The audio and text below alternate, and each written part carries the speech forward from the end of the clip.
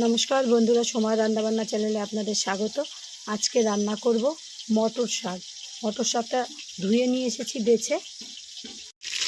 বন্ধুরা, শোল মাছটা কাটাটা দেখাতে পারলাম না। শোল মাছটা ভেজে নিচ্ছি, ভেজে তারপর রান্না করব।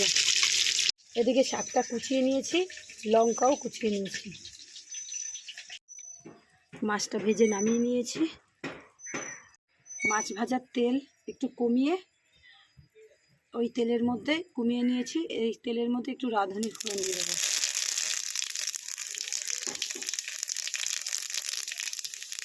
এই ফোড়নের মধ্যে কেটে রাখা শাক আর লঙ্কাটা দিয়ে দেবো। এবার দিয়ে দেবো একটু লবণ, পরিমাণ মতো হলুদ দিয়ে ভালো করে নাড়িয়ে চাড়িয়ে অল্প একটু জল দিয়ে ঢেকে দেবো। অল্প একটুখানি জল দেবো,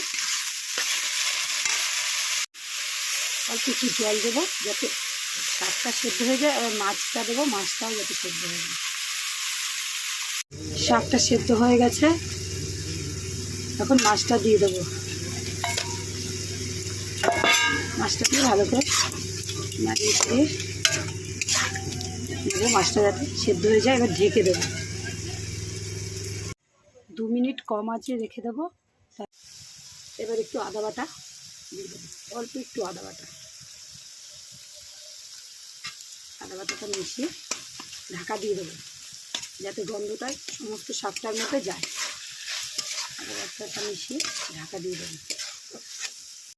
এবার একটুখানি চিনি দিয়ে দেবো, চিনি দিয়ে নাড়িয়ে চাড়িয়ে নামিয়ে দেবো।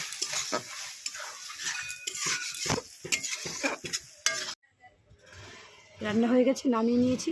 দেখতেও যেরকম সুন্দর হয়েছে, খেতেও খুব সুন্দর হয়েছে। এইভাবে রান্না করে খেয়ে দেখবেন। ভালো লাগলে লাইক সাবস্ক্রাইব করে দেবেন, আমার পাশে থাকবেন প্লিজ।